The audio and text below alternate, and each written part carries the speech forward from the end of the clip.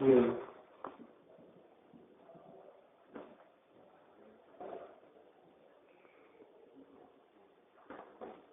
Nadie duda de que Rubén Darío es uno de los grandes poetas de todos los tiempos en lengua española. Su vida fue dolorosa desde su infancia hasta su muerte. Y él mismo lo dice en lo que podríamos considerar una vita. Hermano, tú que tienes la luz, dame la mía. Voy como un ciego, voy sin rumbo y ando a tientas. Voy bajo tempestades y tormentas, ciego de ensueño, loco de armonía.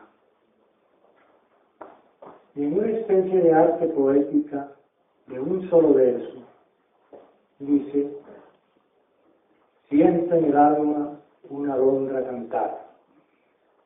Eso significa que su poesía siempre está sobre la música y bajo la música.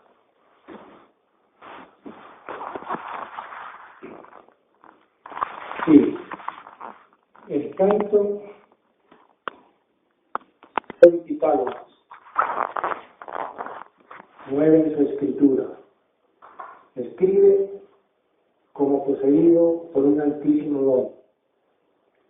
Pitágoras leía en las constelaciones, yo en las constelaciones pitagóricas leo.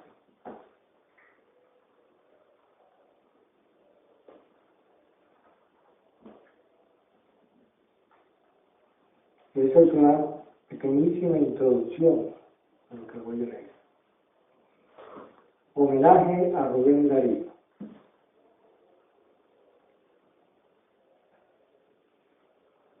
Esto lo titulo Continuidad y Discontinuidad.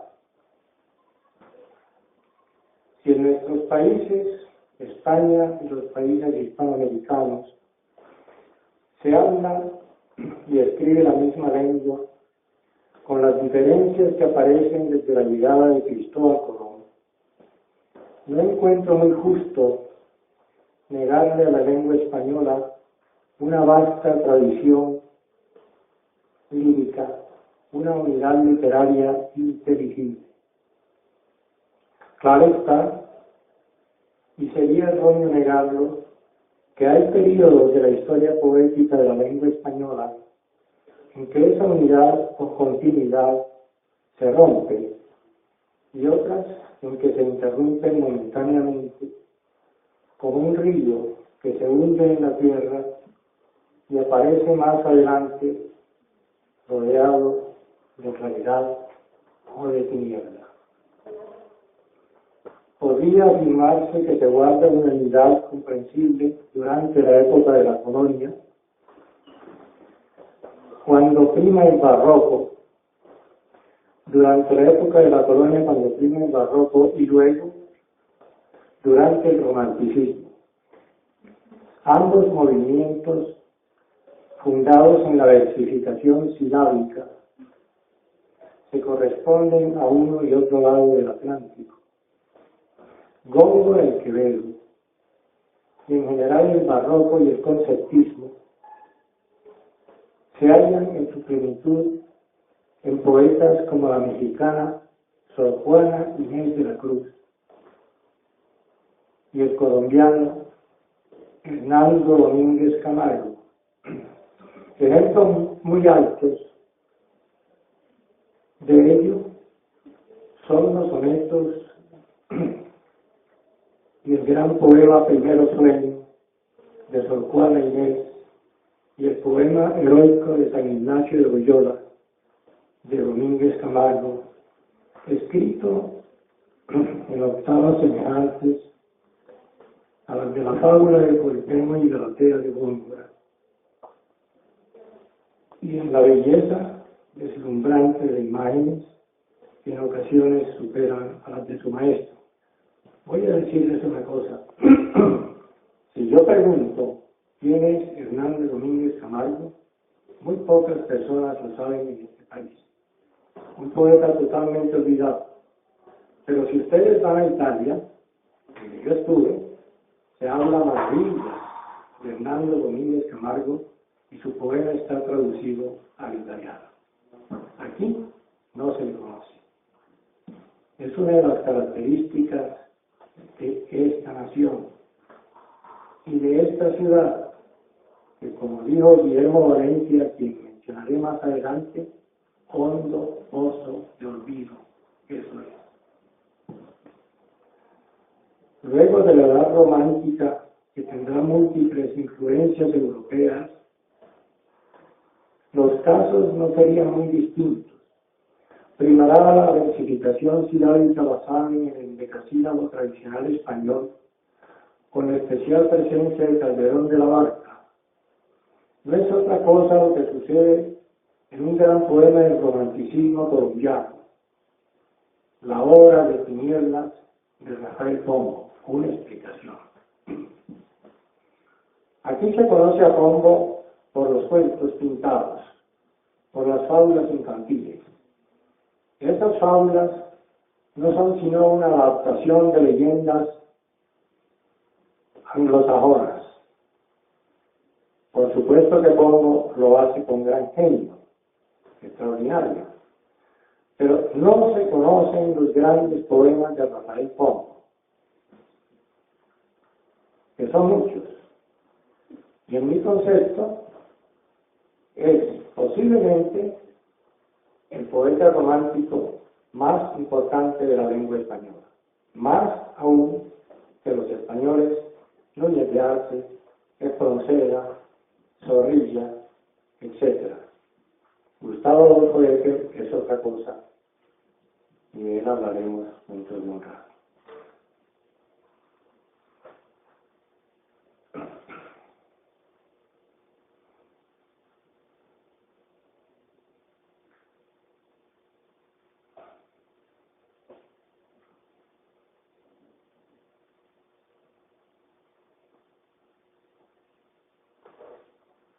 Luego de la edad romántica, que tendrá múltiples influencias europeas, los casos no serán muy distintos.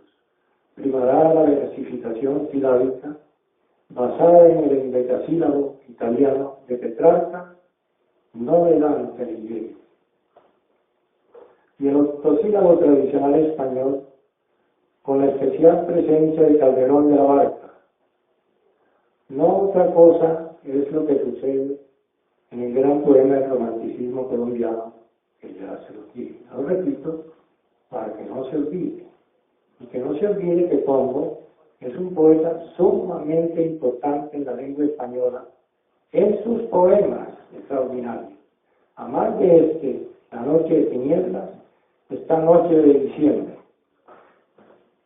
cuya primera estrofa dice así: noche como esta y contempladas horas, no la puede sufrir mi corazón, da un miedo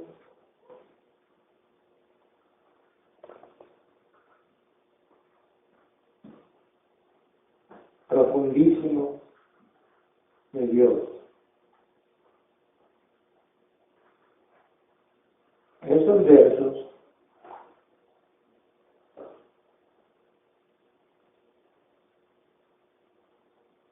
además de otros poemas, Elvira Tracy,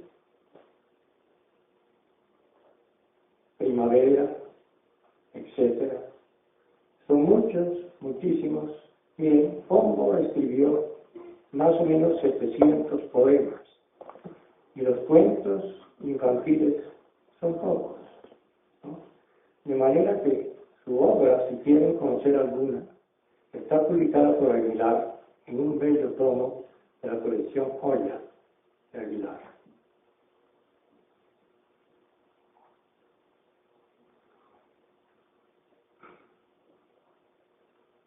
El temor pascaliano del infinito, unido a la grandeza celeste que hallamos en Fray Luis de León, no son ajenos a Pombo, pero todavía no puede anunciar el simbolismo Becker será su iniciador en España y en la lengua española. Aparecerá el modernismo Silva y Rubén Darío, entre otros.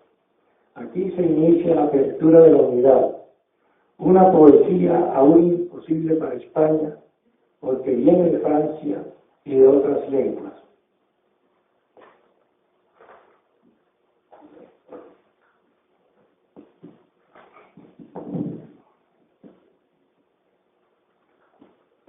Con el modernismo hispanoamericano se avanza hacia la versificación acentual. De ahí la magia y el hechizo encantatorio del célebre nocturno de José Asunción Silva, que llegará a Darío y al primer Juan Ramón Jiménez, el gran poeta español, que luego será premio Nobel de literatura. Y sobre ese nocturno dice Juan Ramón Jiménez, tiene el prestigio de un nocturno de Chopin eterno, el nocturno de Silva. Esto nos explica el misterio del ritmo de poemas como Crepúsculo de Silva y Era un aire suave de Rubén Darío.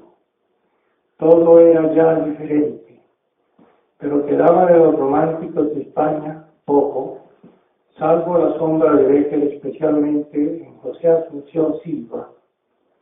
Se inician entonces el claro de luna, el misterio y la poesía erótica.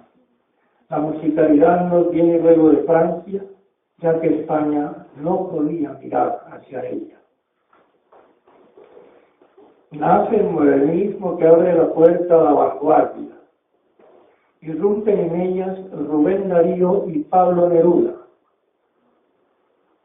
Pero antes se abrirá paso a la primera generación modernista que abrirá el camino a Rubén Darío. A ella pertenecen José Martí, Julián del Casal, ambos cubanos, Manuel Gutiérrez Nájera, mexicano, y José Asunción Silva, colombiano, por supuesto. Estos poetas no son premodernistas, como los llamaban algunos críticos sin visión de futuro. Después vendrá, lo repito, el nicaragüense Rubén Darío, cuyos discípulos predilectos fueron Antonio Machado y Juan Ramón Jiménez, además de César Vallejo, el gran poeta peruano de los Heraldos Negros y otros libros.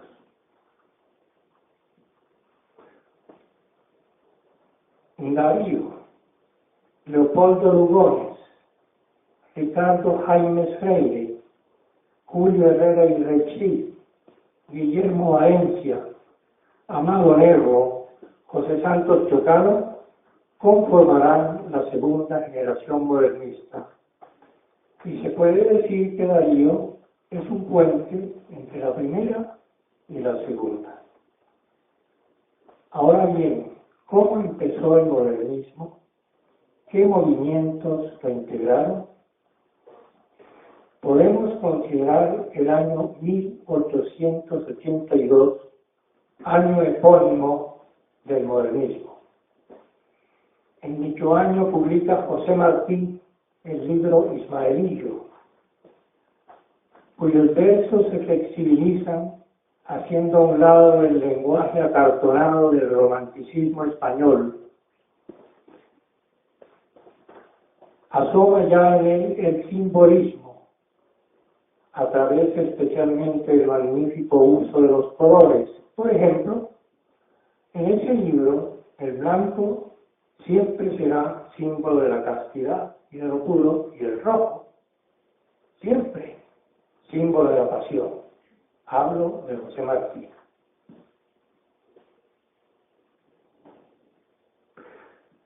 Más tarde publica Martí sus versos libres. Con la irrupción del mundo agónico contemporáneo, de los abismos del ser y de la condición humana, elementos que llevarán a una altura y hondura sin precedentes en castellano José Asunción Silva y Rubén Darío. Silva será el poeta decididamente simbolista del movimiento. En el poeta colombiano serán sobresalientes las influencias de Peter, Edgar Allan Poe, en El Gran Nocturno y Día de Difuntos, por la sabiduría en las repeticiones y en la música verbal, y el italiano Giacomo Leopardi en la desolación del mal del siglo. ¿Recuerdan ustedes que cuando habló aquí Silvia Bendaño dijo unos versos? El mismo mal de Werther, de Roland, de Manfredo y de Leopardi es el llamado mal del siglo XIX, que no solo está en América, sino, por supuesto, en Europa. Bien. El modernismo empieza bajo la influencia del parnasianismo o parnasismo, da igual, como se le menciona. Movimiento francés, en especial del poeta Leconte de Lisle. No confundirlo, por favor, y esto es un paréntesis, con Roger de Lisle, que fue quien compuso, un soldado de Marsella, que compuso la Marsellesa, ¿no? El mismo apellido, pero distinto nombre. No confundirlo.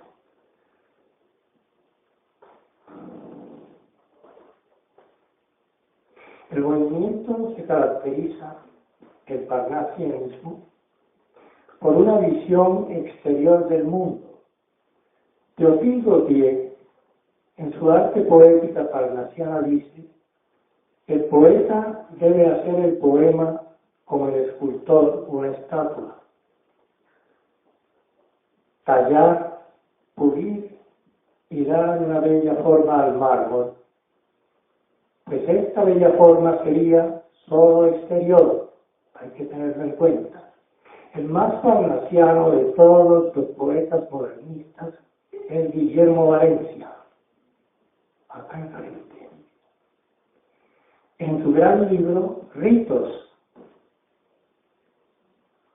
Pero el crítico Enrique Anderson Imbert, en su Historia de la Literatura, dice que Valencia tiene ojos de parnasiano, oído de simbolista y corazón de romántico, lo cual comparto plenamente, y es así.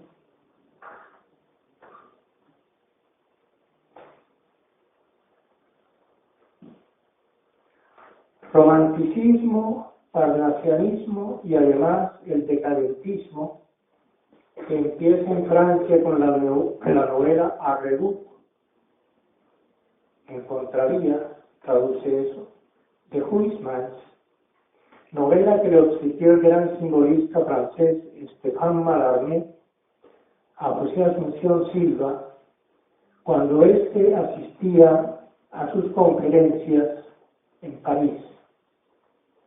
De aquí brota como una flor enfermiza de sobremesa la única novela del poeta colombiano, movimiento que amaba la luz artificial, por ejemplo, las lámparas de gas en vez del sol, digamos, ¿no?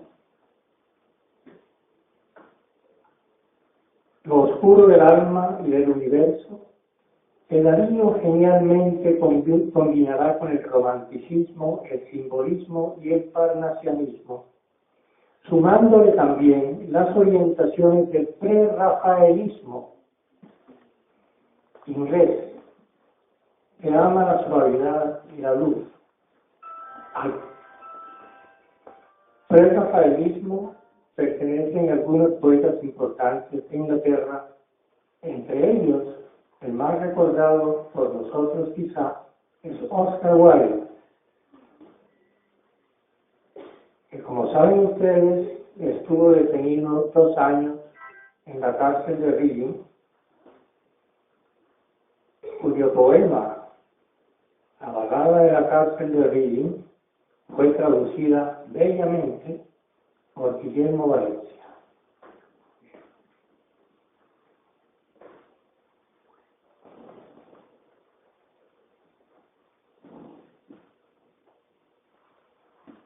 Todos los movimientos anteriores conforman el modernismo, llevado a su plenitud y abriéndole el camino a las vanguardias.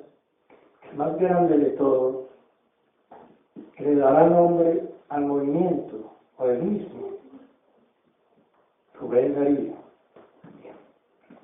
Nace Rubén Darío en una aldea de Nicaragua llamada Metapa en 1867. Fue abandonado por sus padres, niño aún. Fue acogido por una abuela, quien lo abandonó también. Después fue acogido por otro familiar. De manera que Darío, niño, se convierte en un niño mendicante casi, ¿no? Ese es el principio del gran poeta Rubén Darío. Vive en Nicaragua, obviamente, vive en Argentina, muy especialmente allá en Argentina, presenta el libro de Guillermo Valencia en su columna del periódico La Nación y reproduce el poema Los Camellos. Bien.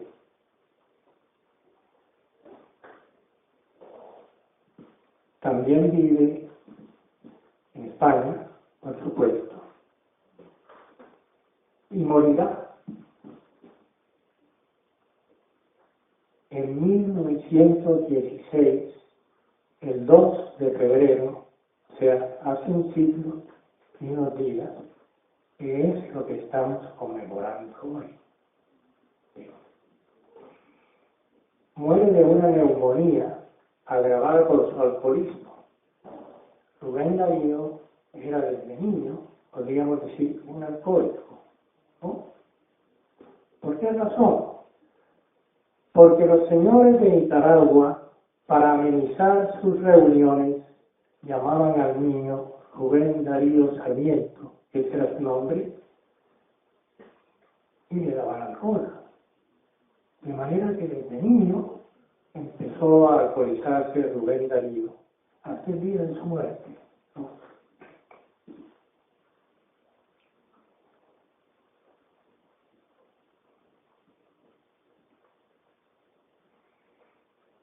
Casi un niño mendicante, dije, pero lleva la llama de amor viva, el verso de San Juan de la Cruz,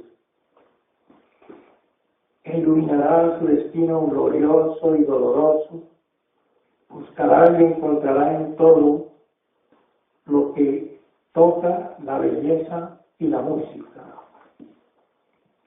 Como en la frase de Federico Nietzsche, mirará profundamente al abismo y el abismo mirará hacia él.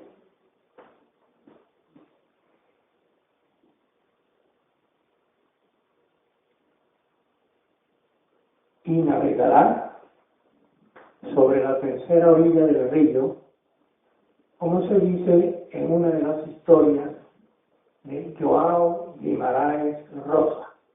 João Guimarães Rosa es el novelista más importante que ha dado Brasil, y su novela Gran Sertón Veredas es la más importante de Brasil, y por supuesto una de las novelas más importantes de Latinoamérica, poco conocida.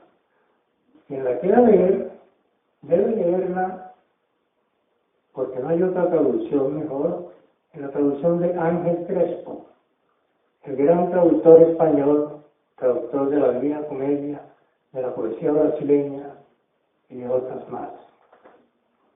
Fallecido a los 58 años de edad.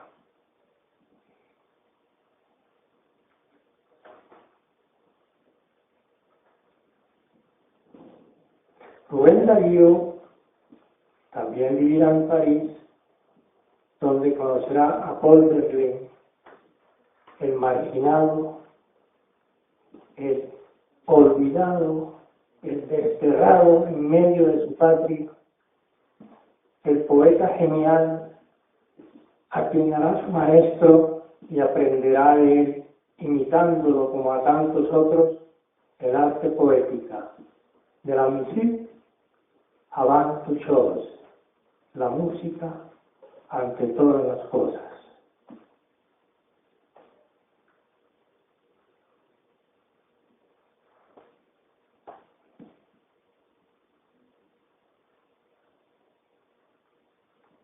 Bien.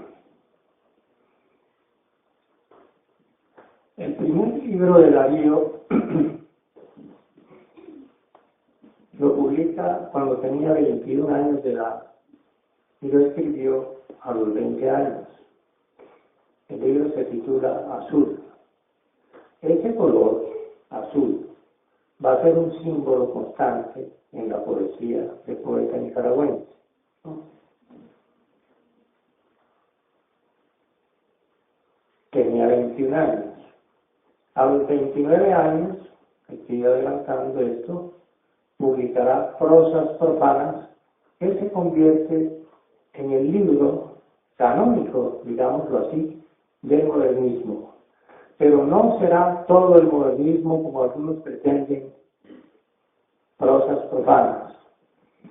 En ese libro, Darío empieza a renovar la poesía española con elementos maravillosos, con elementos de que no teníamos noticia los lectores, o no, mejor tenían las noticias los lectores de esa época.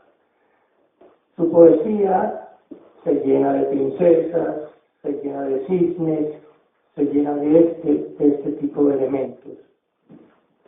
Obviamente, que Rubén Darío más tarde será criticado y la poesía de Prosas profanas, para algunos, estaba ya casi caduca. ¿Entienden? Bien. Pero ese no es todo Darío. A los 38 años de edad, publica Cantos de Vida y Esperanza, que es su mejor libro. El primer poema, que es un poema muy largo, que lo puedo leer, por supuesto, por esa razón, se titula también así, Cantos de Vida y Esperanza. Pero sí puedo decir la primera estrofa y explicarla un poco. Yo soy aquel que ayer nomás decía, el verso azul y la canción profana, en cuya noche un ruiseñor había, que era alondra de luz por la mañana. Bien. ¿Por qué son importantes estos versos de Dalí? Atención a dos cosas. ¿Ustedes recuerdan Romeo y Julieta? ¿Ustedes recuerdan la obra de Shakespeare, Romeo y Julieta? El ruiseñor canta por las noches. Hay un bello poema de John Keats, el gran poeta inglés, para mí, el mejor poeta lírico de Inglaterra, que se llama Oda a un ruiseñor. Shelley, el otro poeta inglés, tiene un extraordinario poema que se titula A una alondra. Bien. Pero eso no es todo. Si esto viene de Shakespeare, la alondra viene de Dante Alighieri. ¿Por qué? Porque Rubén Darío está diciendo que era alondra de luz por la mañana. Dirán algunos, pero esto es simplemente una visión poética, porque las visiones poéticas consisten en atribuirse una irrealidad a aquellas cosas que por su naturaleza no pueden tenerlas. Esa es una imagen, ¿no?, moderna, digamos así.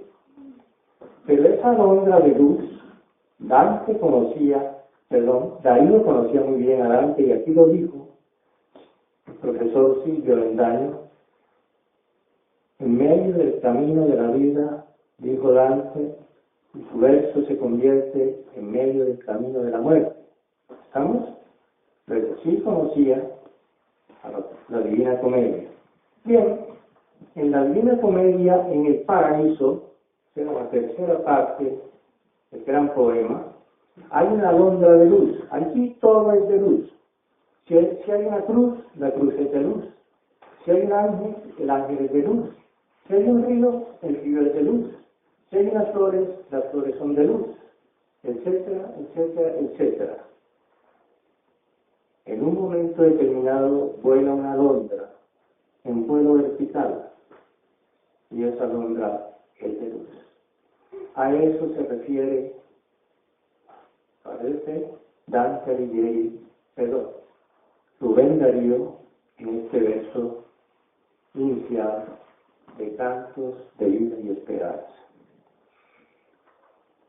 Darío pensó que ya lo había dado todo, o sea, que ya estaba acabado, en el fondo, ¿no? Que no tenía más que decir. Y eso pensaban algunos también, ¿no? Pero después vienen otros libros importantes. Viene El Canto Errante y Poema del Otoño, dos libros extraordinarios. Además, que creo nadie ha hecho entre los poetas de la lengua española. Y es que se propuso dominar todos los medios de su época. Rubén Darío inventó versos, Rubén Darío inventó estrofas, Rubén Darío hizo todo lo que se podía hacer para renovar la lengua española en la poesía. No se podía pedir más, ¿verdad? Por ejemplo,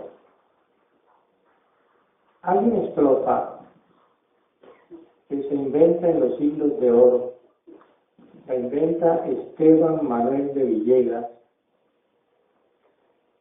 Esta estrofa se llama Sáfico Agónica. Esteban Manuel de Villegas es un poeta que ya no se conoce, es un poeta que está olvidado desde el día de su muerte, ¿no? Digamos así. Pero creó esa estrofa que es una combinación, atención, entre los ritmos de Horacio y los de la poetisa Safo, nacida en la isla de Lesbos, hoy muy de moda por aquello de los emigrantes que ya no caben en la isla y que también se prestó a muchas confusiones por lo de su nombre, Lesbos.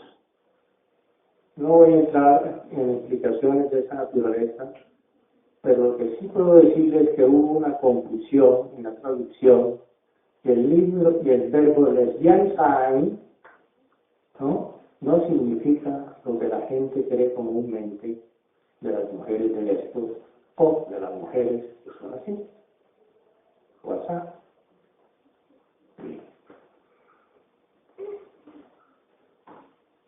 Hay un bellísimo poema de Rubén Darío escrito en ese metro. Es el primer poeta que escribe, digamos, en el siglo XX, en ese metro de Esteban Manuel de Villegas. Nunca se había puesto a escribir. Y ese poema de Rubén Darío suscita, a su vez, la escritura de un poema de Pablo Neruda. Yo me voy a permitir leer los dos, ¿no? El de Rubén Darío y el de Neruda. Ustedes me van a decir después de la lectura, pero aquí no vemos ninguna influencia, por supuesto que no hay ninguna influencia, pero es que no se había escrito antes. Y es muy extraño, en este libro que tengo yo aquí, que se llama Residencia en la Tierra, que es posiblemente el mejor libro de Pablo Neruda, es un libro surrealista, en que Neruda rompe con todas las cosas, destruye todo lo bello, digamos así, y aquí está el poema Ángela Agónica, se llama. Voy a buscar ambos poemas y los voy a leer. Permiso.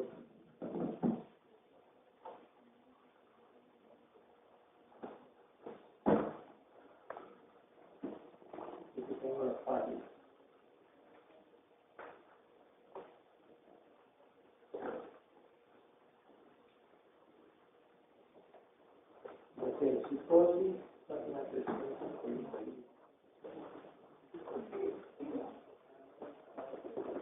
El poema de Darío se llama así, se titula Metempsicosis. ¿Qué es metempsicosis?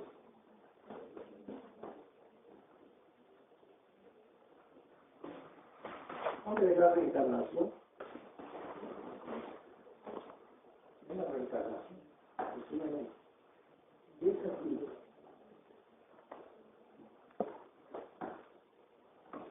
Mucha atención para que veamos esta actividad.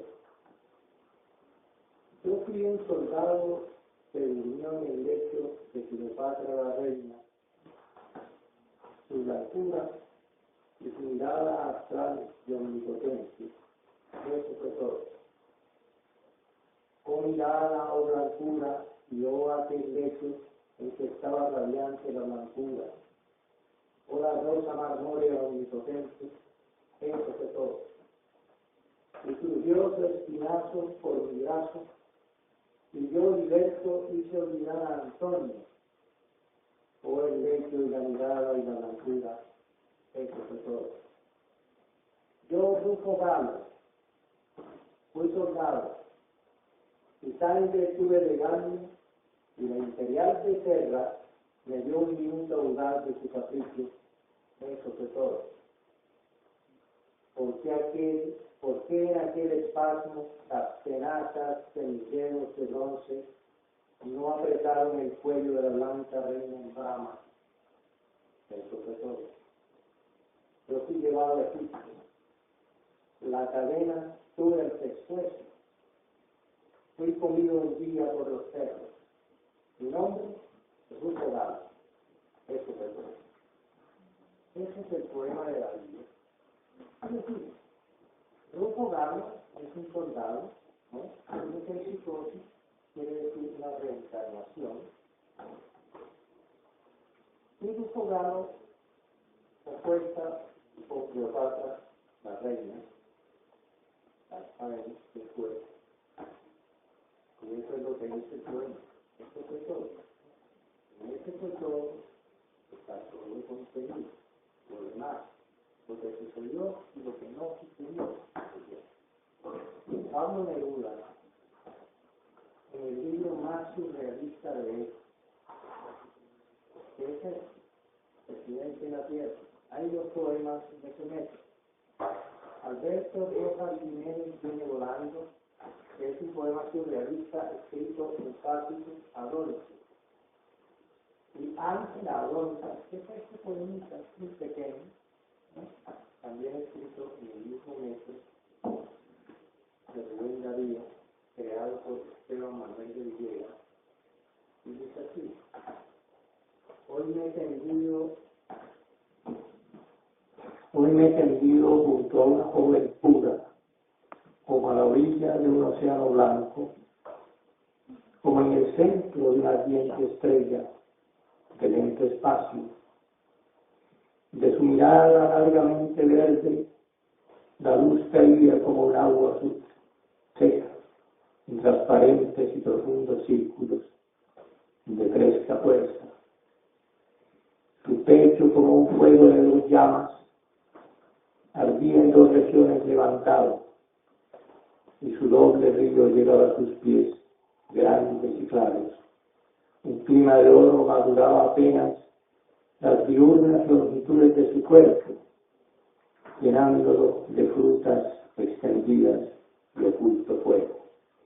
Ese poema de Neruda aparentemente nada tiene que ver con el de Rubén Darío, pero sí tiene que ver, primero, la estrofa sáfico-alonsa, que es el segundo en la lengua española en escribirlo. Atención, Pablo Neruda. Primero Darío, después Neruda. Segundo, que es un poema de posesión a una mujer, en este caso, esta joven, ¿verdad?, de que habla Pablo Neruda. Y hay un elemento que inunda todo el poema de Darío, que es lo blanco, la blancura.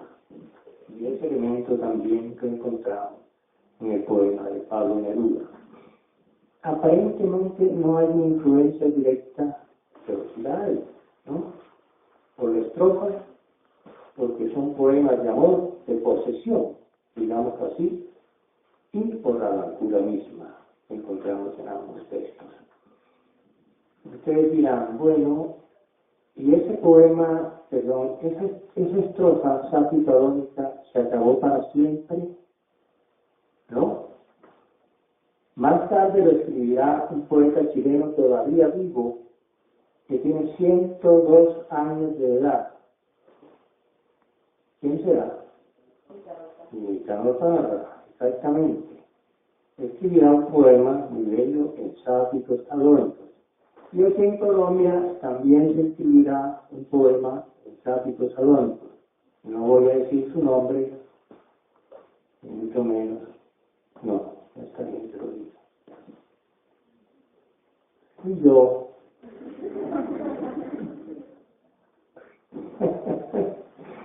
mi poema Canto del extranjero, no voy a hablar de esto, simplemente lo menciono, es un ejemplo. Está escrito en esa estrofa, en sáfico adónico. Aparentemente un método difícil, pero no es tan difícil.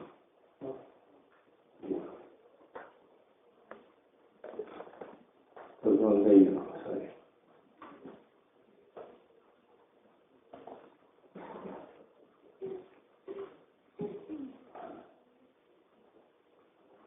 Después de esto, es bueno no olvidar a los de la primera generación modernista, o sea, a José Martí, el apóstol de Cuba, no lo olviden, ¿no? Que fue un gran poeta y el mejor prosista que tuvo el modernismo, sin duda alguna, y aún uno de los grandes prosistas que tiene la lengua española hasta el día de hoy es la prosa de José Martí, ¿no?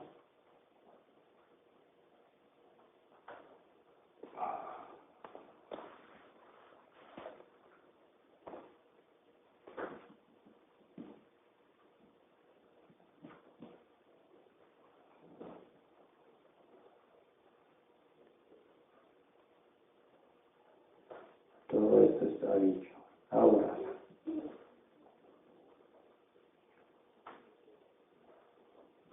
si uno piensa en el primer libro importante de Neruda, bueno, el primer libro importante es por supuesto Azul, ¿no? Pero el libro más famoso, el que le dio fama a Darío, fue Prosas Profanas. Le voy a decir una cosa. Sus discípulos eran Antonio Machado y Juan Ramón Jiménez. Antonio Machado, pues todos lo conocen, especialmente por las canciones de Joan Manuel Serrat, si no lo conocían muchos, ¿cierto? Bien. Y Juan Ramón Jiménez, pues, que murió en Puerto Rico porque se exilió en la Guerra Civil Española. Machado salió a pie de Barcelona, llegó a la frontera francesa, llegó a un pueblito que se llama Coyú, y allí murió, en Francia. Y al lado de él estaba agonizando su madre, que allí murió a los 2 días de haber muerto Antonio Machado. España le ha solicitado los restos muchas veces a Francia, pero Francia les dice, hombre, no se los vamos a dar, ¿no? De manera que Antonio Machado está en tierra francesa, sus restos. Así como Virgilio, oigan lo que les voy a decir. Ustedes saben todos quién fue Virgilio, ¿no? Bien. El autor de Neneida. Virgilio llegó a Brindisi, un puerto sobre el Adriático en Italia. Primero venía la nave de Augusto, el emperador, y detrás venía la nave de Virgilio agonizante, ¿no?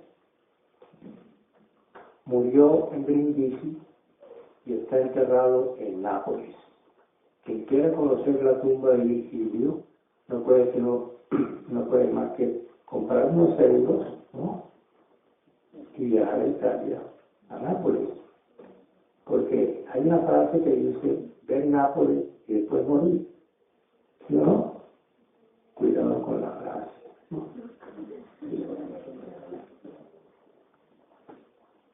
A ver.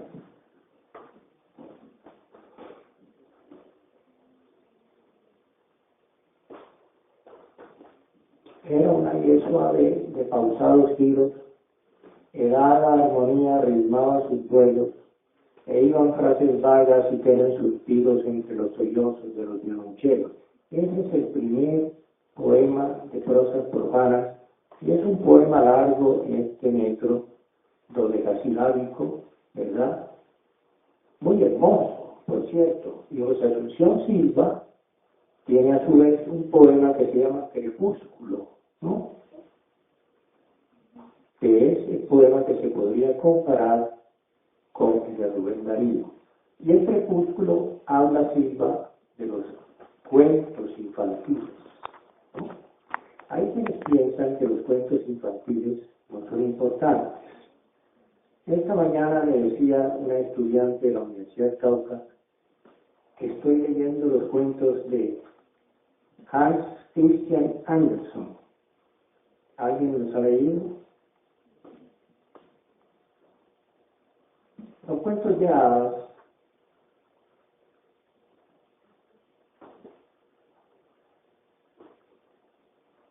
miren, si ustedes ven La Sirenita de Hans Christian Andersen, se encontrarán con un bellísimo cuento. Y hay una estatua en Copenhague a la Sirenita, así como hay una estatua en la orilla oriental del río Tigris en Bagdad de Sherazade, que cuenta las historias en las mil y una noches. Bueno, eso es pasajero.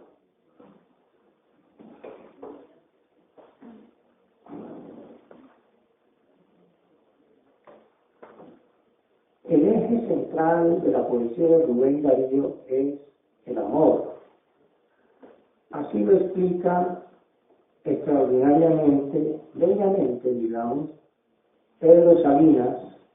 Pedro Salinas fue un gran poeta de la generación del 27. ¿Quiénes eran los de la generación del 27?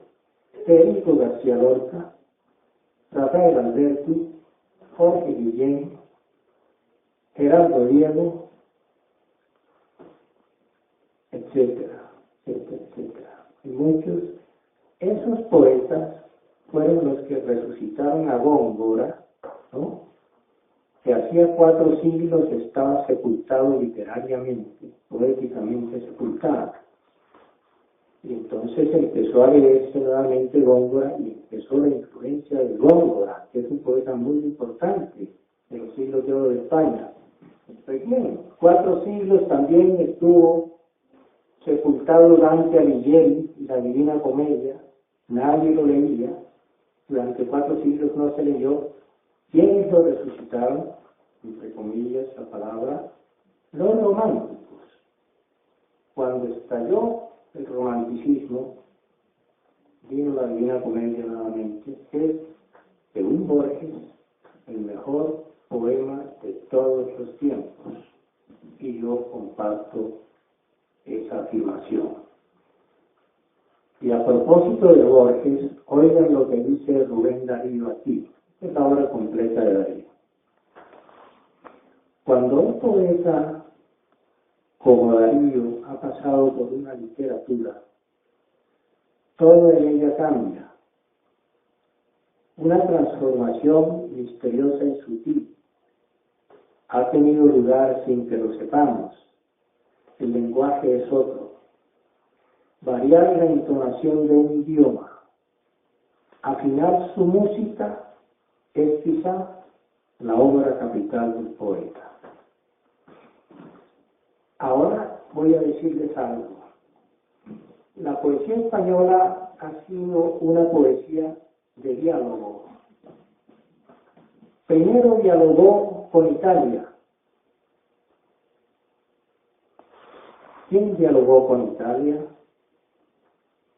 Garcilaso de la Vega.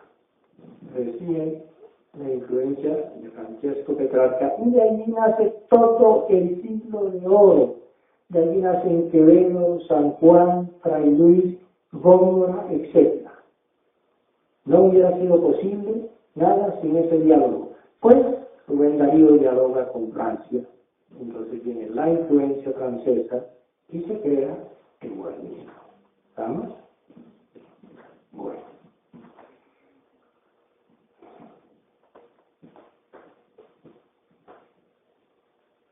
Quisiera leerles un soneto de Rubén Darío de prosas profanas que se titula Margarita.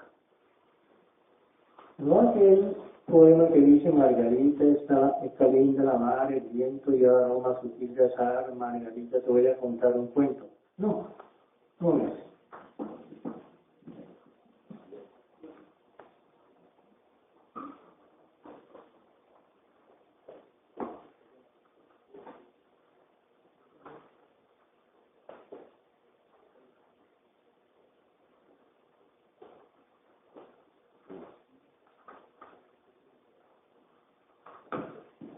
A ver si ustedes adivinan, por lo menos, a qué Margarita se refiere aquí. Se llama Margarita in memoriam.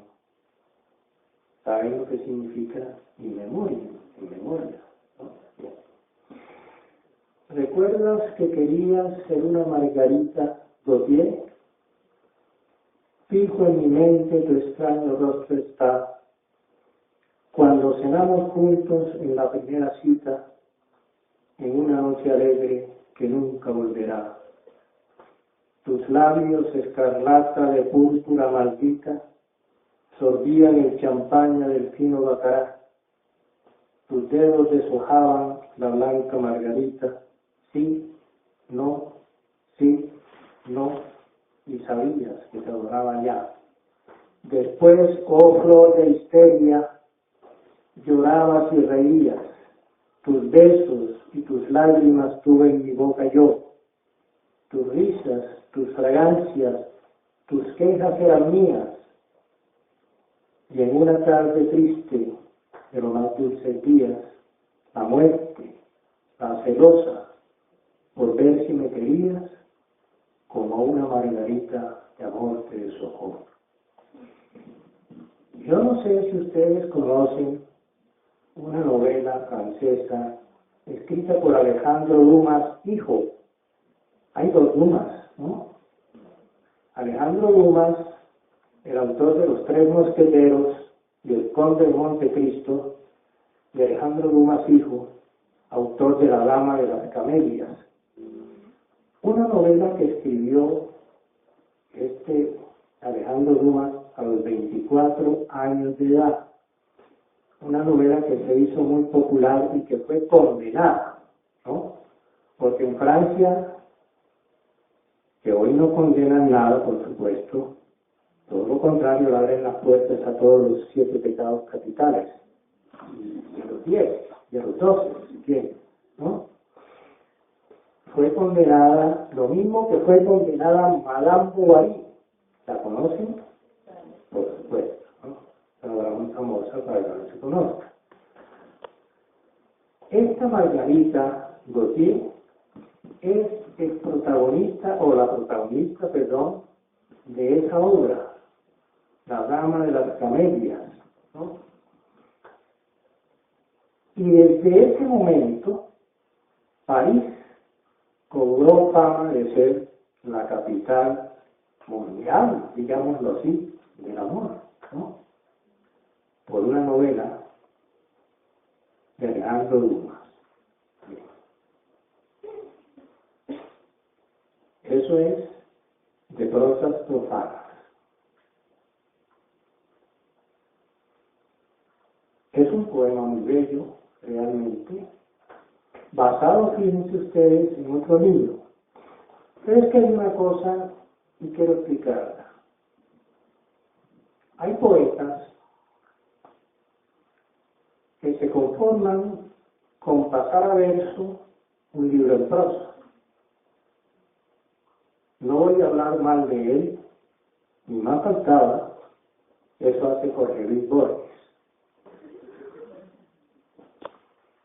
Eso no voy a hablar mal de él, no, más faltaba. Borges lee la Cábala de Gershom Scholem y de una vez escribe un poema sobre el golem. ¿Qué es el golem, señores? Hago la pregunta, ahora voy a preguntar yo. Nadie me ha preguntado, yo pregunto.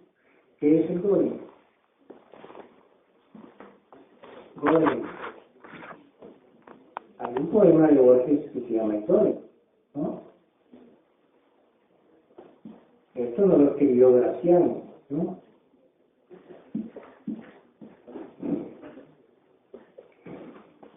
Miren, es una invención del hombre, ¿no? Hecha de barro, digamos así. Es una tradición judaica, ¿verdad? Que si no se destruye rápidamente, termina por darle muerte a su creador. ¿Estamos? Ese es el golem. Hay una novela de Meilink que se llama El golem y un poema de Borges que se llama El golem. Y ese es lo que estaba diciendo. Borges no hace más que transcribir en verso lo que Gershom Scholem dice en prosa. Con esto, ni más faltaba, no estoy descalificando a Jorge Luis Borges. No soy quien para hacerlo, ¿no? Simplemente estoy explicando algo. En Margarita Gautier no se hace eso. Se hace en Borges, lo que hace Borges. Y así como otros poemas. Habíamos dicho antes que el maestro de Rubén Darío fue Paul Verlaine. ¿Quién fue Paul Verlaine? Poeta francés. Están, ya lo saben los estudiantes que están aquí, o los lectores de poesía, Baudelaire, Rimbaud, Verlaine, Mallarmé, Valéry, etcétera, etcétera, etcétera. Grandes poetas todos, ¿no? Verlaine es el poeta de la música. Hay una traducción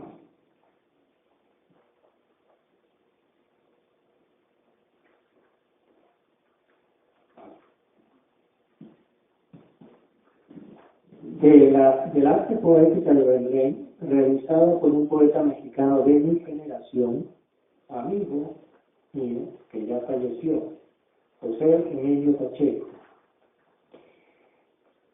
Dice así: busca la música primero, piensa en el tinte y el matiz, trata de ser suave y no fuerte, verso sin música es la muerte, ama lo breve y lo impreciso. Estos son algunos de los versos hasta donde pueden ser bien traducidos, porque eso es muy complicado traducir una arte poética de estas. ¿Yo voy a preguntar algo? ¿Sí? ¿No levantó la mano para eso? Ah, que estaba la mano cansada. Lo que se dice allí es lo que quería Gustavo Adolfo Bécquer cuando empezó a escribir. Miren, Silva tiene un libro que nunca publicó, que se llama Intimidades, ¿no? Todo está escrito como si se trataran de rimas de Gustavo Adolfo Bécquer. ¿Estamos? Bien. Rubén Darío tiene un libro que directamente se llama Rimas, en que imita a Gustavo Adolfo Bécquer. Solo a Octavio Paz se le ocurre aquí, y esto no es hablar más de Paz, ¿no? Que Bécquer es un poetista aquí, ¿no? Aquí. O sea, que no tiene mayor importancia. sí que la tienen, ¿no? Y Darío no sería Darío sin Becker, y Silva no sería Silva sin Becker, ¿no? Ustedes conocen la rima de Gustavo Adolfo Becker, no voy a decir ninguno.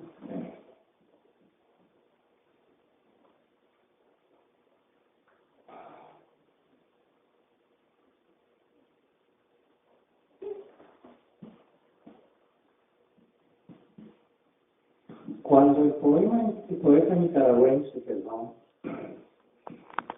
envió su poema Responso a Berlín, cuando muere por... Es decir, en los versos de Darío están canonizados, por así decirlo, tanto Antonio Machado como Juan Ramón Jiménez.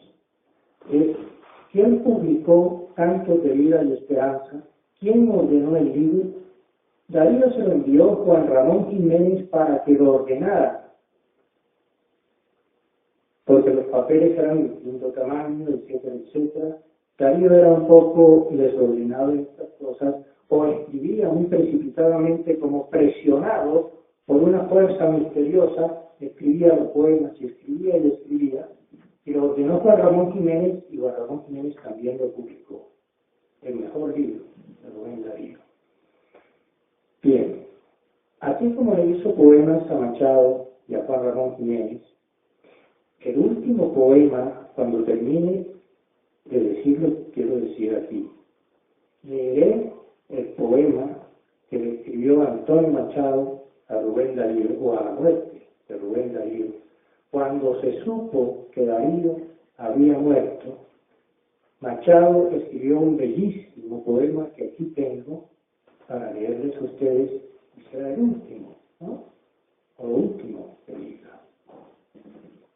Pero vamos al responsable primero.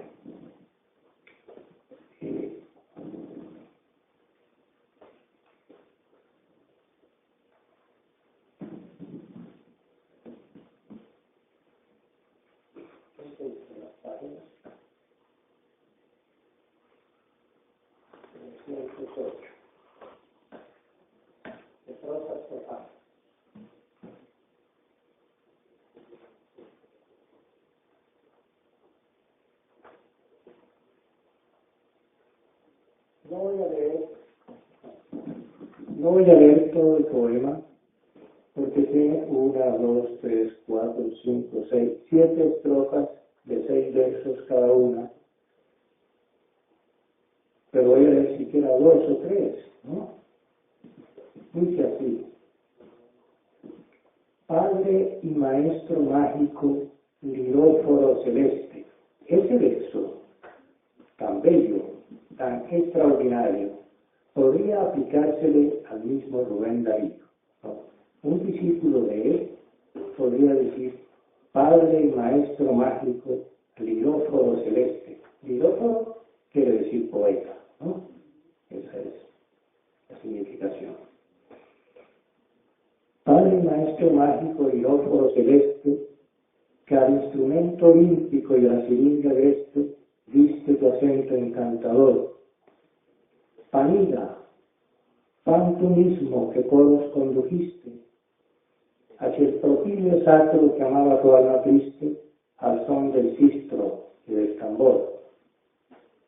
Que tu sepulcro cubra de flores primavera, que se humedezca el áspero hocico de la fiera, de amor si pasa por allí.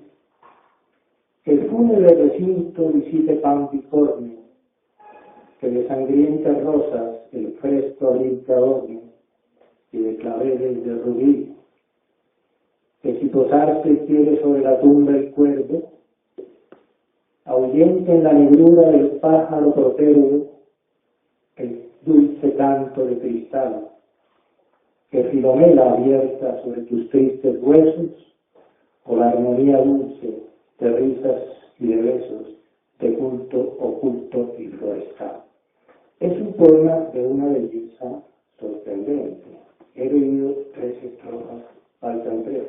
Si quieren que las lea, las leo, ¿no? Sí. Pero fíjense ustedes en las palabras que está utilizando David, ha dicho panida. ¿Qué es panida? ¿Qué quiere decir panida? ¿De dónde viene? El gran poeta colombiano fundó con unos amigos la revista Panida. Y hay un poema de León de Greiff en que comienza diciendo: los panidas éramos 13. 13 amigos que fundaron la revista Panida. El único que sobrevive, por supuesto, es León de Greiff. Sobrevive poéticamente. Los otros, pues, están olvidados. El olvido que todo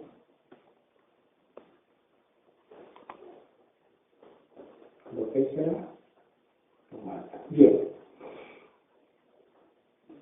Que púberes, canéforas.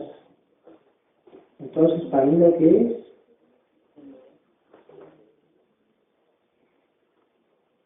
¿Quién es Pan? El dios griego. ¿Cuál es la forma que tiene Pan? ¿Ah? Es un macho cabrío, exactamente, ¿no? Entonces, esa es la significación de panida, ¿no? Los que vienen de Pan. Y Pan, el macho cabrío, tenía una corte, digamos así, de canéforas, o de muchachas que llevaban flores en unos canastos. Eso es lo que está diciendo Rubén Darío, que quiere, Rubén Darío sí, que quiere para Polverlén. El nombre es Siringa, la de Pan. Sí, exactamente. Bien. Bueno, voy a terminar de leer el texto. Que tú eres canéforas, te ofrenden el acanto, que sobre tu sepulcro no se derrame el llanto, sino rocío, vino, miel. Que el pámpano allí brote las flores de citeres, y que se escuchen varios suspiros de mujeres bajo un simbólico laurel. Ahora voy a preguntar por qué el laurel. Vayan pensando, ¿no? Que si un pastor su pífano bajo el frescor del haya, en amorosos días como en Virgilio ensaya, tu nombre ponga en la canción, y que la Virgen náyade, cuando ese nombre escuche, con ansias y temores entre las linfas luche, llena de miedo y de pasión.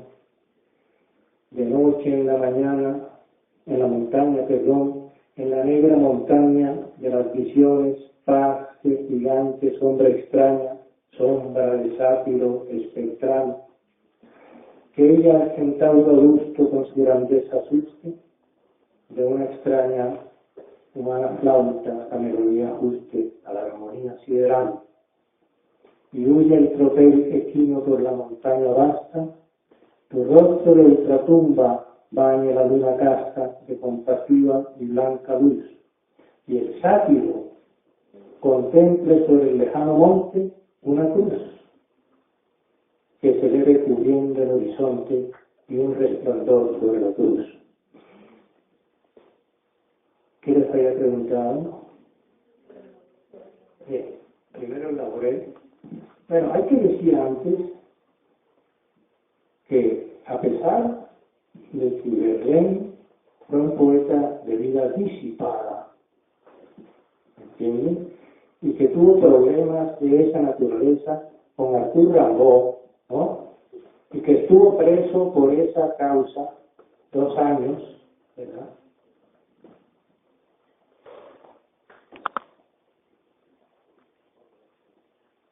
Habla del laurel. ¿Verdad? ¿Qué es el laurel? ¿Dónde oímos por primera vez el laurel? Esa palabra, ¿y por qué? Que se llama Dafne, que está siendo perseguida por Apolo, el dios, el sol, digamos, y cuando va a agarrarla, se convierte en un laurel, y el dios no la alcanza. A eso se le llama el laurel de Apolo. Cuando muere, cuando coronan a Julio, ¿quién fue Julio Flores, por favor? Un poeta popular que tuvo Colombia, ¿no? Que murió en Uchiapurí, Atlántico, cerca de Barranquilla. Y cuando lo coronaron con el laurel, los poetas antes se coronaban con laurel, hoy se les da el premio Nobel, ¿no? Entonces, Guillermo Valencia escribió un poema que empieza diciendo: hermano en el dolor y en el laurel de Apolo. ¿Estamos? Bien. Esta es la historia del laurel, ¿no? ¿Dónde nació Virgilio? Bien. Nació bajo un laurel. De ahí viene todo. Virgilio nació bajo un árbol de laurel, ¿no? Y entonces, como él fue un gran poeta, por supuesto, de Roma, todas las muchachas de Roma que iban a tener un hijo, iban a tenerlo bajo un laurel a ver si había otro Virgilio, pero resulta que no, que nunca más hubo otro Virgilio. Eso parece un chiste, pero es una realidad.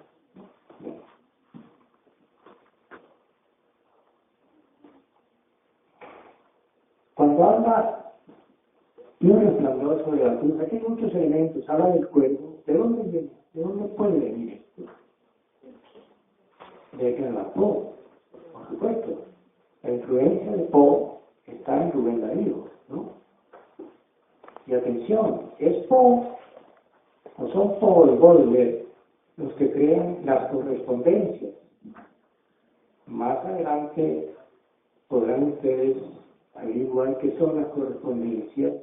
Baudelaire tiene un segmento que se llama correspondencias, pero no estamos muy seguros de si fue Poe el primero en hablar de las correspondencias en uno de sus cuentos, o fue Baudelaire, ¿no?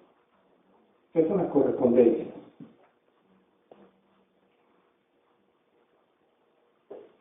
Es la combinación de los sentidos, ¿no? Los sentidos se cruzan, ¿verdad? Uno oye la luz no se oye, por ejemplo, ¿no? Etcétera, etcétera.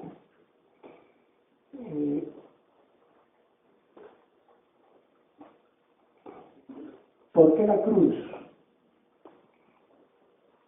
Verlaine, a pesar de ser un hombre de vida disipada, como les dije, escribió muchos poemas a la Virgen María. Increíble, pero cierto, ¿no?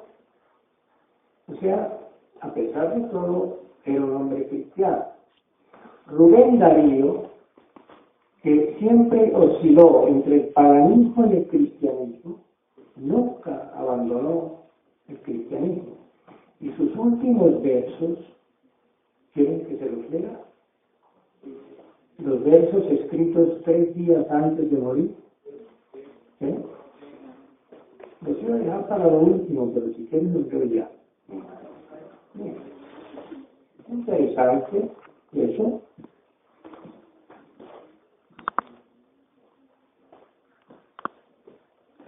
Siento es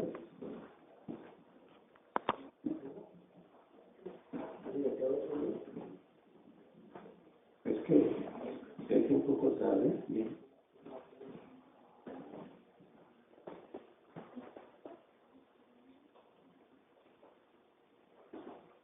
Bueno, ya leo Dante Shakespeare. El dolor, la pérdida de la infancia, la juventud,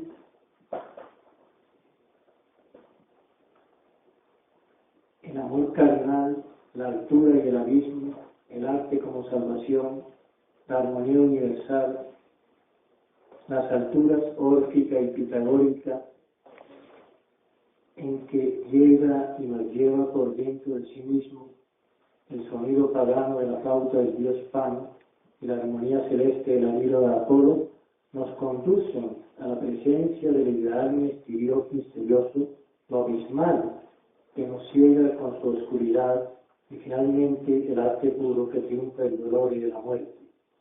Darío, su poesía última, exclama, en su última poema se exclama, ego sum lux, ex veritas, ex vita. ¿De quién fueron esas palabras?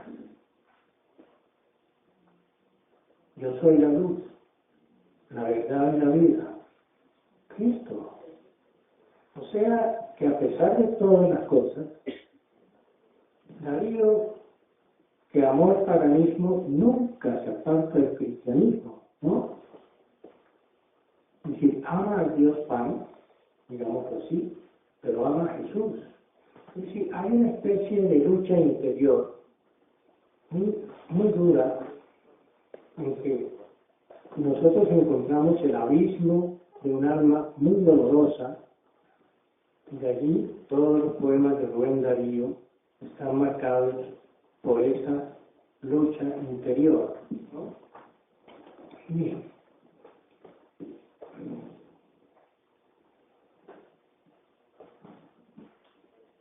Cuando Darío, les había dicho, pero es que no terminé, cuando Darío envió la Marcha Triunfal, que es un poema muy popular, ¿no? Y envió el responso de Belén a España, a Madrid, con Juan Ramón Jiménez, los españoles dijeron, ¿y de dónde salió esto? Ellos estaban acostumbrados a los poetas románticos de allá. Ya saben cuáles son, Zorrilla, Campoamor, etcétera, etcétera, etcétera, ¿no?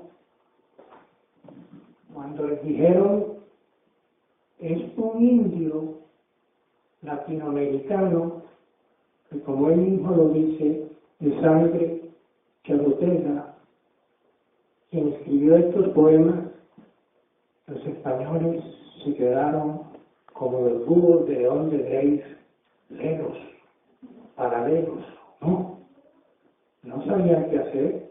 ¿Un indio escribió estos versos? Sí. Entonces, de ahí vino la frase acuñada por José Ortega y Gasset, el filósofo español, indio divino, domesticador de palabras. Esa es la frase de Ortega para definir a Rubén Darío.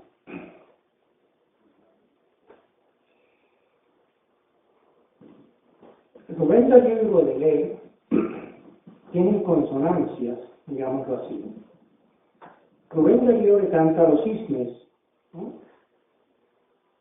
Que cisno haces, oh cisne, con tu encorvado cuerpo. Bien. Pero ya Baudelaire había escrito, para mi gusto, el mejor poema de las flores del mar, se llama El cisne. Cuento la historia porque es una historia lo que está allí. Un cisne se sale de su jaula en el centro de París, el carrusel, y va a dar al lobo, a la lluvia, etcétera, etcétera, etcétera. Entonces, Baudelaire lo canta como símbolo de los desterrados, de los humillados, de los que han sido sacados de su patria a la fuerza, por ejemplo. Es un poema de una belleza extraordinaria. No solo canta Baudelaire ese signo, sino que lo relaciona con los expatriados del mundo griego, por ejemplo, del mundo antiguo. No es el caso del poema de Rubén Darío, simplemente lo traigo como un ejemplo. Es posible que el hecho de que Baudelaire, porque Las flores del mar se escribieron 15 años antes de nacer Rubén Darío, se publicaron Las flores del mar. Es posible que esos poemas de Baudelaire, y les voy a decir una cosa antes, Albert Camus, ustedes saben quién es, quién fue Albert Camus, dijo poco antes de morir, Los franceses todavía leen a Baudelaire más que cualquier poeta de Francia. O sea, en pleno siglo XX, los franceses aún siguen considerando que Baudelaire es el más grande poeta de Francia de todos los tiempos. Eso lo traigo a colación simplemente para establecer la relación que existe entre los cisnes del uno y del otro. Darío no llega a esas profundidades, simplemente dice, ¿qué signo haces un cisne contra encorvado cuello? O sea, ¿cuál es el enigma que guardas? Entonces lo convierte en una especie de símbolo del enigma de la existencia misma, muy distinto del de Baudelaire. Baudelaire es símbolo de los desterrados, de los humillados, de los ofendidos, digamos así. El de Darío no. Es símbolo de lo misterioso, de la existencia, ¿no? Hay un misterio profundo en la existencia. Eso es un elemento importante del modernismo en todas las épocas, las diversas épocas del modernismo y en todos los poetas. Rubén Darío quería saberlo, sentirlo y adivinarlo todo. Yo no sé si ustedes han leído un poema del señor que vivía enfrente, que se llamó Guillermo Valencia, y ese poema se llama Leyendo a Silva. Cuando muere José Asunción Silva, cuando se mata José Asunción Silva, Guillermo Valencia escribe este gran poema, tal vez el mejor de ellos. Y hay un verso en que dice querer sentirlo, verlo y adivinarlo todo, porque eso era lo que quería Silva. Pero atención a esto. Ese querer sentirlo, verlo y adivinarlo todo no lo inventó Silva, no lo inventó Rubén Darío. Eso está en un diario de una pintora rusa que murió a los 24 años, que se llamó María Bartishev, ¿no? Ese librito pueden conseguirlo en la colección austral. El cisne generalmente se compara con otros pájaros blancos. La blancura del cisne da para compararlo con el albatros. ¿Qué es el albatros? ¿Alguien me puede decir? El albatros. Exactamente, y hay un soneto de Baudelaire, ¿no? Sus grandes alas le impiden caminar. Exactamente. Bueno, el albatros siempre sigue los barcos, ¿no? Es un ave que no le hace daño a nadie. Y matar un albatros, digamos, trae la maldición al barco que ha dado muerte a ese albatros. Hay un poema, extraordinario poema, que se llama Canción del Viejo Marino. ¿Lo conoce? Ese poema es de un poeta romántico inglés, Samuel Taylor Coleridge. Esa traducción extraordinariamente bella de ese poema la hace un colombiano, Otto de Grey. ¿Quién fue Otto de Grey? Hermano de León de Grey. También poeta, pero no se atrevía a publicar sus poemas porque el hermano era muy alto en la poesía colombiana, pero era un gran musicólogo, ¿no? Otto de Grey. También León de Grey, ¿no? Había mucho de música y de ahí la dificultad de la segunda parte de su poema. Y hay unos versos aquí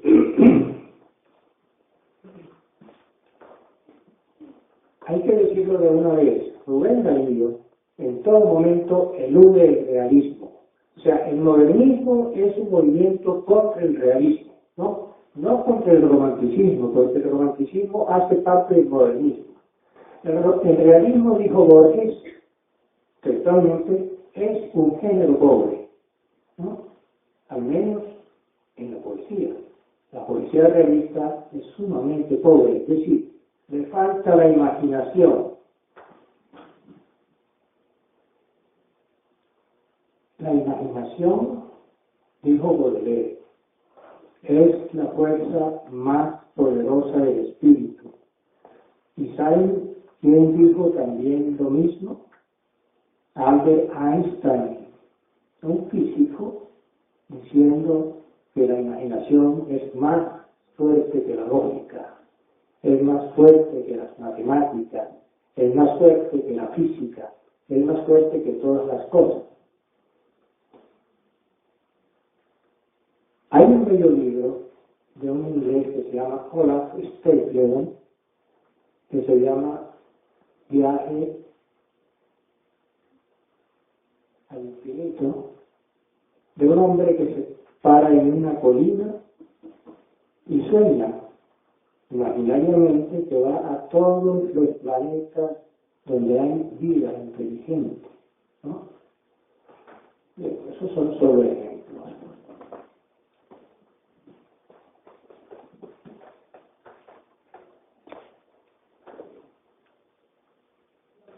Está muy bien. Bueno, yo finalmente voy a leer dos poemas, ¿no?, que son ineludibles, que son dos poemas de amor sexual, ¿no?, de Rubén Darío, que se llaman Divina Psiquis, uno, y otro Carne, Celeste Carne de la Mujer. ¿Ok? Me permiten leerlos y después les leo la interpretación que hago.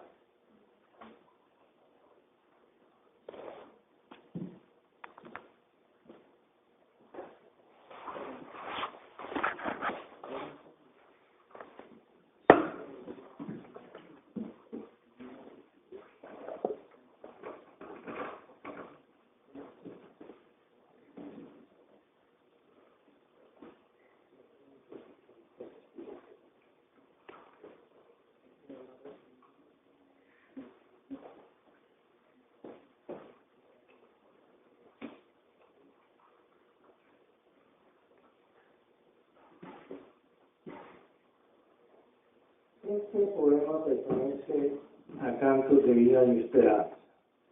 Divina Psiquis. ¿Qué es la psiquis? El alma. Bien. Divina Psiquis, dulce mariposa invisible, que desde los abismos has venido a hacer todo lo que en mi ser nervioso y en mi cuerpo sensible forma la chispa sacra del estatua de lodo. Te asomas por mis ojos a la luz de la tierra y prisionera vives en mí de extraño dueño. Te reducen a esclava mis sentidos en guerra y vas y apenas vagas libre por el jardín del sueño.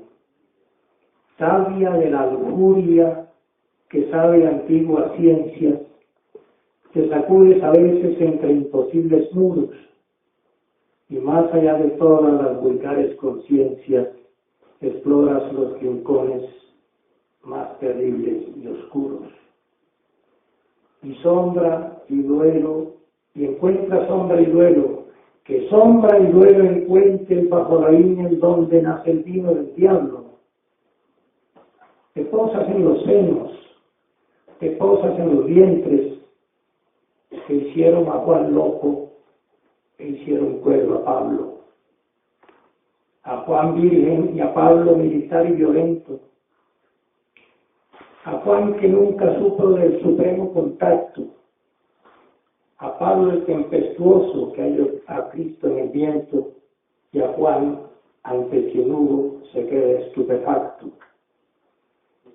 Entre la catedral y las ruinas paganas vuelas, oh psiquis, oh alma mía, como decía aquel celeste gallardo que entró en el paraíso entre un son de campanas y un perfume de nardo. Entre la catedral y las ruinas paganas, las paganas ruinas, repartes tú 2 alas de cristal, tus 2 alas divinas, y de la flor, pero el Señor canta en su griego antiguo, que la rosa, vuelas, oh mariposa, a posarte en los clavos de nuestro Señor. Fíjense ustedes cómo ahí está unido lo sexual, Pablo, Juan y Cristo finalmente. ¿Quién será ese celeste gato que entró en el paraíso entre un son de campanas y un perfume de nardo?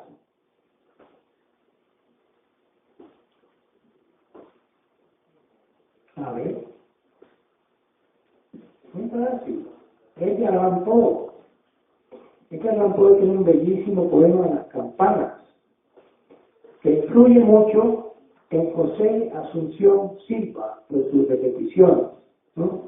Ese es el que entra allí al paraíso entre un son de campanas y un perfume de nardo. Bien, ahora les voy a leer lo que yo pienso de este poema.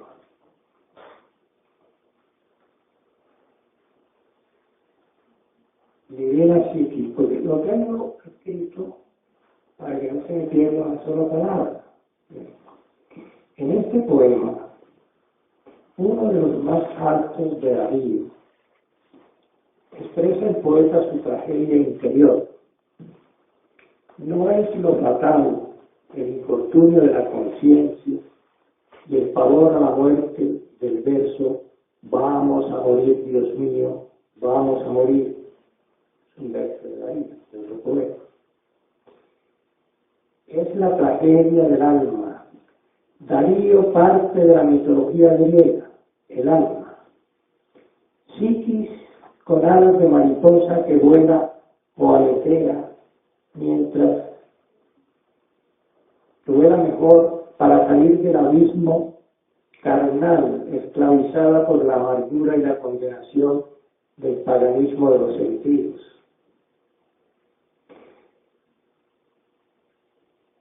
Condenada al sufrimiento y por sí misma, por la sabiduría de lo prohibido, sabia de la lujuria que sabe de antiguas ciencias, dice, su laberinto sin hilo de Ariadna y sin tecer. Los sentidos en guerra son su minotauro implacable como el toro celeste del poema de Gilgamesh. Poema escrito 25 siglos antes de Cristo. El primero poema épico de la humanidad. Esta será la selva oscura que se le impone y aprisiona a Darío. Si Dante había escrito en el último verso de la Divina Comedia, amor que mueve el sol el arte estelle, amor que mueve el sol y las demás estrellas,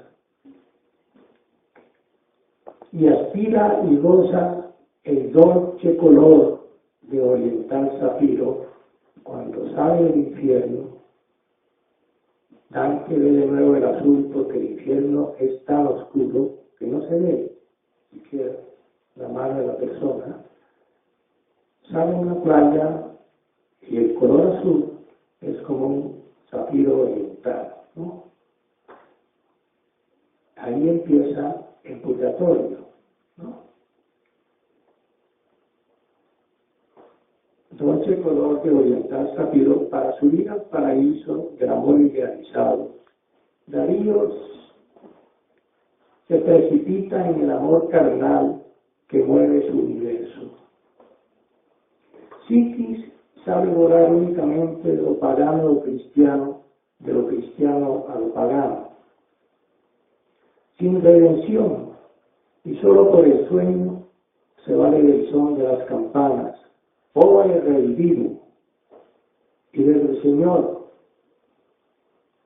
cuyos cantos son la salvación por el arte, para alcanzar la rosa cantada en griego antiguo y posarse en el clavo de nuestro Señor, dice.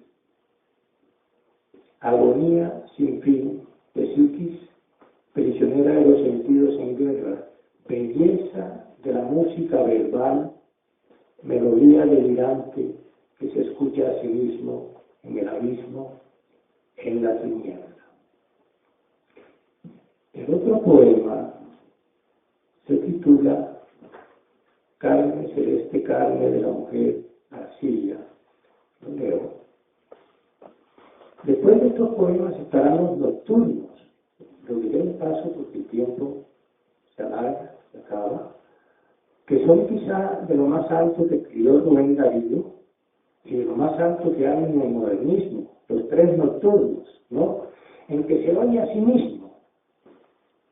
Es decir, cuando Darío llega a los nocturnos, ya no está prácticamente hablándole al lector, se está hablando a sí mismo. Es decir, Darío se sabía de memoria muchos romances del romancero español, porque su memoria era privilegiada, como la de Borges, por ejemplo, ¿no? Y hay un romance que seguramente Darío pensaba en esos momentos.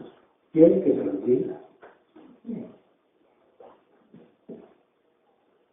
¿Quién hubiera tal ventura sobre las ondas del mar, como hubo el conde Arnaldos la mañana de San Juan? Vio venir una galera que a puerto quiere llegar, las velas trae de seda, la jarcia de oro dorsal,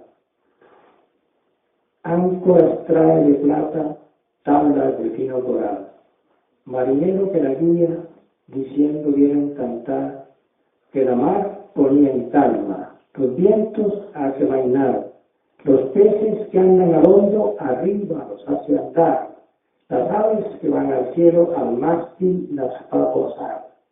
Por tu vida, el marinero, dígasme ese cantar. Respondió el marinero, tal respuesta le fue dar, yo no digo mi canción, sino quien conmigo va. Eso es lo que hace Darío en los dos últimos nocturnos que escribe. No se refiere a ninguno de nosotros, digamos, sino que se refiere a él mismo, es decir, a su intimidad más profunda, ¿no? Y no le dice la canción a nadie. Pero antes,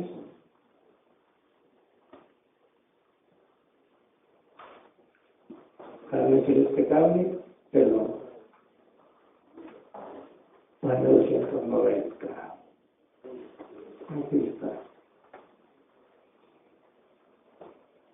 Cuando ella dice carne celeste carne, cuando dice la palabra celeste, está refiriéndose a algo, ¿no? Hay que entenderlo así. El poema es muy bello y dice así.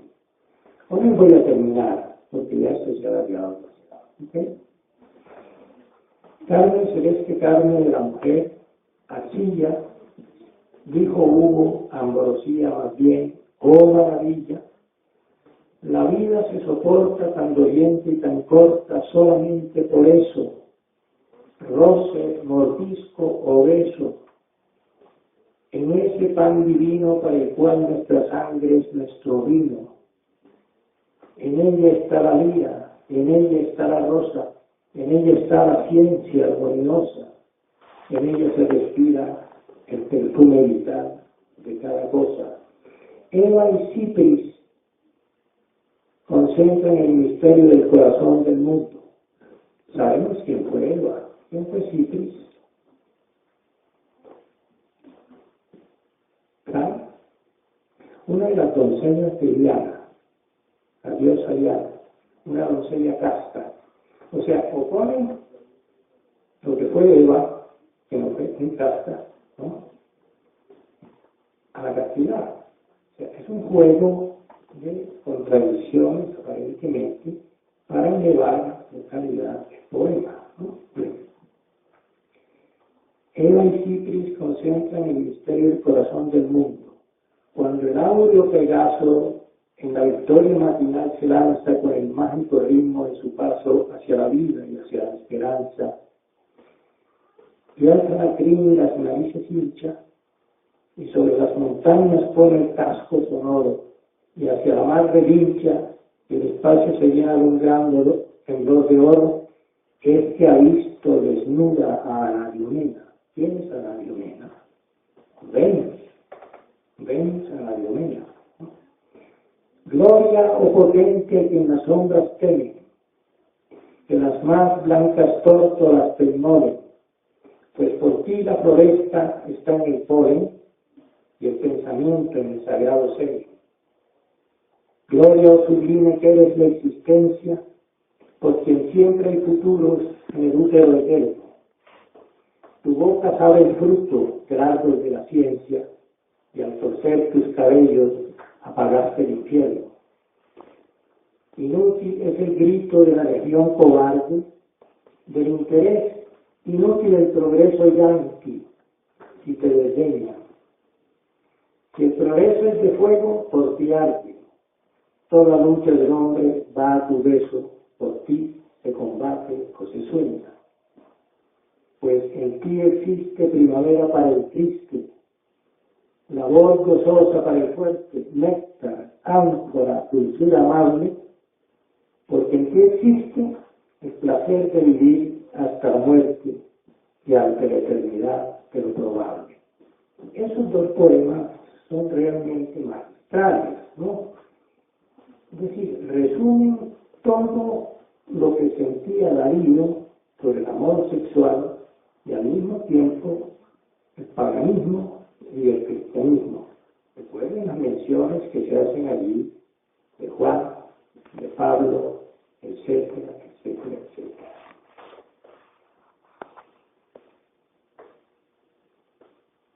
Luego, con esto voy a terminar porque no quiero ya alargar más las cosas. La pasión de Darío parece hallar la luz, pero el verso inicial redime y sacrifica. El alma, que en el poema es de color celeste, también es arrojada por los sentidos. La carne, arcilla divina, en sueños y alucinaciones que le den primordial, es el alimento de los dioses oscuros, la ambrosía, ¿no? Darío entona el himno del amor sexual, como después lo hará Pablo Neruda. Es decir, lo que quieren decir estos poemas a la poesía siguiente es que esto se va a cantar. ¿Y quién es el poeta del amor sexual por excelencia después de Rubén Darío? Pablo Neruda. Es decir, Darío está abriendo el camino a Pablo Neruda. Mire, Darío y Federico García Lorca. Federico García Lorca fue un discípulo de Rubén Darío, ¿no? Neruda, que también fue discípulo al principio de Rubén Darío, él y García Lorca hicieron una conferencia a la limón, como se dice, en Buenos Aires. ¿Saben qué significa una conferencia a la limón? Entre dos. Rubén Darío, señor, y sigue el otro. Ese gran poeta no es el mismo, etcétera, etcétera, etcétera. Entre los dos van haciendo una conferencia extraordinariamente bella como homenaje, por supuesto, a Rubén Darío, ¿no?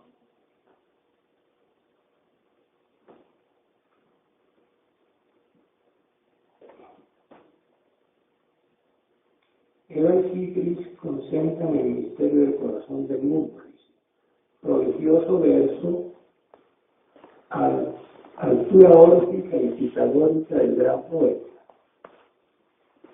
Eva, que conduce al árbol de la ciencia y el pecado, y Cipris, la doncella de Diana, que lleva a la exaltación de la castidad.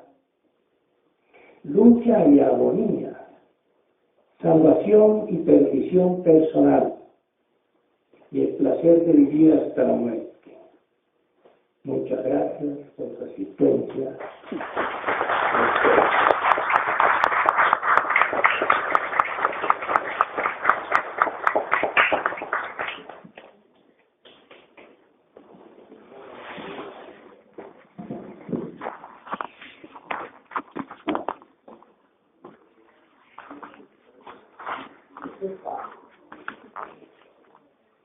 Escúchenos, por favor, que es un ley, además es un homenaje. Cuando se sabe de la muerte de Rubén Darío en España, Machado vive este poema. Es prácticamente el último que está en su obra completa. La muerte de Rubén Darío. Cierra toda en tu verso la armonía del mundo. ¿Dónde fuiste, Darío, armonía a buscar? Jardinero de Hesperia, ruiseñor de los mares, corazón asombrado de la música astral. Te ha llevado Dionisos de su mano al infierno, y con las nuevas rosas triunfante volverá. Te han herido buscando la soñada Florida, la fuente de la eterna juventud, capitán.